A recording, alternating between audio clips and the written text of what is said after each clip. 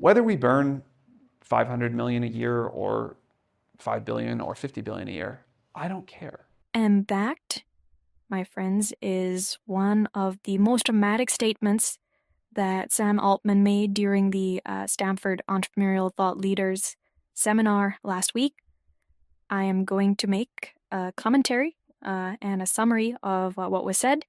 So I'll follow along. This is my first time doing this. You can subscribe to the channel and let's see how we go. So it was last week, April 22nd, when Sam stops by Stanford for Management Science and Engineering 472. It's a seminar course where famous CEOs come in to give talks, attended by a lot of students in all across the engineering department and the business school. And it was standing room only. There was an overflow auditorium. It was packed, and people came to hear what he had to say, because a lot of what he had to say would affect the companies which are going to be founded in the next 12 months, and people wanted to get a real sense of, what is he thinking about. I would feel like I was like coming of age at the luckiest time, like in several centuries probably.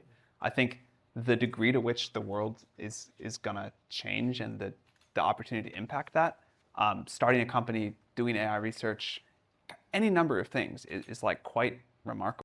How significant really is the technology? Is it a new industrial revolution? Is it the invention of fire? Is it, how significant, and where do we place this? And the fact of the matter is we don't actually know yet, because right now we've kind of invented a verbal calculator. Now this next clip has Sam really hating on his existing technology stack. He's really hating on his products. He's hating on ChatGPT. He's hating on GPT-4. Like ChatGPT is like mildly embarrassing at best. GPT-4 is the dumbest model any of you will ever have to use again by a lot. So look at that. Look at the way he says that GPT-4 is the dumbest model any of you will ever have to use. He's not saying GPT-4 is necessarily a bad product, but he's saying it's a bad product when looked at from the future, and which implies that obviously he has much better products available. And so the next question has always been, how much better is the next product? And by the next product, we of course are all thinking about GPT-5. I think the most important thing about GPT-5 or whatever we call that is just that it's going to be smarter. Just that it's going to be smarter. Just it's not anything else. Is just the raw intelligence alone is better than what we've had. And this sounds like a dodge, but I think that's like among the most remarkable facts in human history, that we can just do something and we can say right now with a high degree of scientific certainty, GPT-5 is going to be a lot smarter than GPT-4. GPT-6 is going to be a lot smarter than GPT-5. So let's look at that again. He's saying scientific certainty, which means that you have done testing. Scientific certainty means that you have a hypothesis, and you have tested that hypothesis, and you have rejected the null hypothesis. So that is what he's saying, this epistemic, his view of the truth, that they have proven that they can guarantee this kind of increase in intelligence. And that's pretty significant. I mean, it's very, very significant that I think this is the first time he's come out and said with scientific certainty. We are not near the top of this curve, and we kind of know what to do. And this is not like it's going to get better in one area. This is not like we're going to, it's not that it's always going to get better at this eval or this subject or this modality. It's just going to be smarter. It's just going to be smarter in the general sense, with a high degree of scientific certainty. Those are strong words. They're strong words, but we still don't know where the capabilities are. And, to me, this refers back to what OpenAI has always done, which is that they have always had a sense of engineering, that intelligence can be engineered. And And I refer back to, what they did, in 2023, 2024, when 2023, when they introduced GPT-4, the GPT-4 paper said that they had a large, effort to kind of figure out their stack and make sure that with that stack, they could then predict the level of intelligence. So, or they called it predictable scaling. A large focus of the GPT-4 project has been building a deep learning stack that scales predictively. That is, the primary reason is that for very large chain RAMs like GPT-4, it is not feasible to do extensive model-specific tuning. So we developed infrastructure and optimization that have very predictable behavior across multiple scales. So basically they're saying that, look, once you have a very, very large model, you can't do like a bunch of these things in order to like scale the model. You can't just afford to like, hey, we're going to go and, train the model with, $20 million of compute, and we're only going to test afterwards that, hey, it really does have that intelligence. So they need to have like certain markers that, certain metrics that they look at, that they study. And they need to be able to say that, hey, there is some level of predictability in those metrics. And this is the interesting thing. So they've used OpenAI code-based max word prediction. This is just an example. I'm sure at this point they have multiple factors. And the fact that Sam says with a high degree of scientific uncertainty is indicating that, for both GPT-5 and also GPT-6, and you have to remember, this is the first time that I have heard Sam come out and say GPT-6 so strongly that I'm like, in my mind, there's no doubt that the advanced research team is already working on certain tests and ablations and the early smaller models that are going to lead to GPT-6. And so GPT-5 is clearly in its pre-production kind of red teaming run-up. So obviously, the next thing that everyone is interested in is, when is AGI coming? And Sam, instead, he kind of segues into, what is AGI? I kind of think what people want to know when they say, like, what's the timeline to AGI is, like, when is the world going to be super different? When is the rate of change going to get super high? When is the way the economy works going to be really different? Like, when does my life change? Interesting, right? So it's no longer a evaluation-based Turing test or something that your AI can achieve. It is the impact that the AI has on the world. And this is starting to move towards maybe Mustafa Suleyman's formulation. You will know it when an AGI will be able to make $1 million on its own in the wild. Like set up a Shopify store, do some drop shipping, and it makes $1 million on its own. So it's able to make money and have an economic impact on its own. But note that Sam here says that, what people are really interested in is when their life is going to change. And for that, he's actually relatively pessimistic. Not pessimistic, but he doesn't actually believe a lot of things are going to change that quickly. That maybe we can even do some autonomous research. And in some sense, like, that sounds like it should change the world a lot. So this is even going beyond the Turing test. It's an autonomous research. That means you give the AI access to, let's say, a physics lab or a chemistry lab, and it makes some decisions, and it starts to actually create new things that you have not seen before. And I can imagine that we do that, and then we can detect no change in global GDP growth for like years afterwards, something like that. And this is the funny part, because this is what Paul Krugman said about the internet. The internet is visible everywhere except in the economic statistics. And he said that in like 1997. And people make fun of Paul Krugman, but when you look at raw GDP numbers, you didn't get a 10% per year growth. You got the U.S. economy averaged about 2 to 3% over a longer period of time, and with inflation at about a 2% rate. So it really didn't have that much of an economic impact. And this is one of the questions that people always have on technology. Which is very strange to think about, and it was not my original intuition. It wasn't his original intuition. So it wasn't Sam's original intuition that you could invent an autonomous researcher which could create new scientific knowledge, and that would not show up in the economic statistics for a considerable period of time. That is interesting. That indicates to me that they already have some sign of an autonomous researcher, and yet getting the items to product are not happening as quickly as they would like.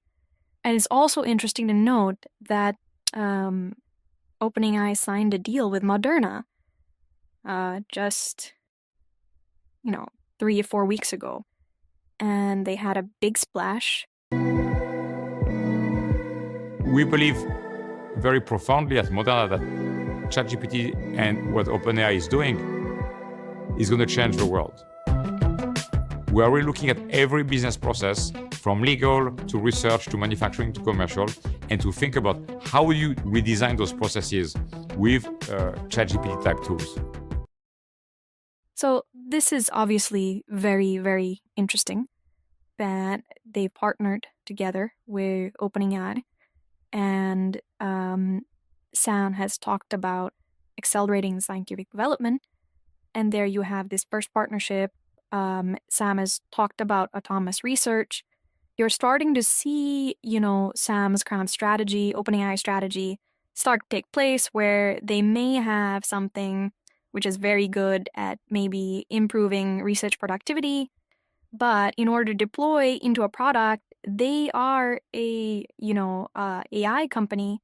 In order to deploy for a biological product, they need someone in the biological product industry. And so now you have Moderna, who is really in the business of trying to figure out cancer vaccines at this point, where you can inject someone with a cancer vaccine and it prevents reoccurrence of that cancer. So if you have a cancer, you can first operate on it, and then after that, you can take a Moderna vaccine, and after that, the cancer doesn't reoccur.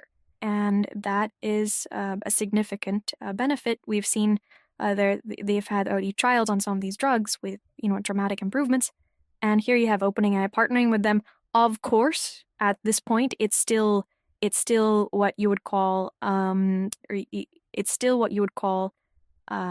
just a ChatGPT type partnership.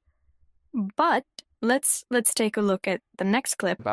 So even though I think in the short term things change less than we think, as with other major technologies, in the long term I think they change more than we think. And I am worried about what rate society can adapt to something so new, and how long it'll take us to figure out the new social contract versus how long we get. So this is more on Jeff Bezos's formulation of in the short run, or I think it was either Bezos or Bill Gates. In the short run, not many things happen, but in the long run, many things do happen. Sam is relatively a little bit more conservative here, I would say, right? In comparison, let's take a look at what he said on Harry Stebbings' pod. There are two strategies to build on AI right now. There's one strategy which is assume the model is not going to get better, and then you kind of like build all these little things on top of it. There's another strategy which is build assuming that OpenAI is going to stay on its same rate of trajectory and the models are going to keep getting better at the same pace. It would seem to me that 95% of the world should be betting on the latter category, but a lot of the startups have been built in the former category. When we just do our fundamental job because we have a mission, we're gonna steamroll you. This is intense, obviously. That they're gonna steamroll them. I mean that's intense, and you have to compare that. If you believe, which we increasingly do at this point, that AI infrastructure is going to be one of the most important inputs to the future, this commodity that everybody's going to want, and that is energy, data centers, chips, chip design, new kinds of network. So he's saying stay off the GPT wrapper pathway, go make energy chips infrastructure, which are commodities. Don't compete with us on applications. It's a really drastic kind of thing to say, right? I don't know. I don't know to what extent it's bravado, and what extent it is scaring off potential competitors. To what extent it's trying to preserve access to talent, because one of the big problems is that any person with pedigree from these 3 or 4 big firms is getting an offer to hey, I'll give you 10 mil, and you can value your company at 40 mil, you can value your own stake at 30 mil, and you guys can start a company and do anything that you want. And in fact, what's actually happening is all of the research projects which the big firms are not willing to support and people are really want to do are getting co-opted outside. So let's see where things go. So in this next clip, Sam talks about what is the overall ChatGPT opening in his strategy. One of the things that's like very core to our mission is that we make ChatGPT available for free to as many people as want to use it, with the exception of certain countries where we either can't or don't, for a good reason, want to operate. He wants to make it available for free, and I think to be perfectly fair, we should also kind of state that perfectly free also means that it's not going to be ad supported.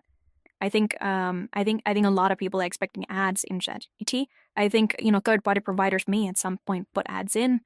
I don't think OpenAI actually wants to be in the business of selling ads, because I think selling ads, they're seen by some people in OpenAI as detrimental to their core mission, because you can basically alter the information flow that a person is getting by a third party, and they don't have access to the best information. They have access to the most well-compensated information for the provider.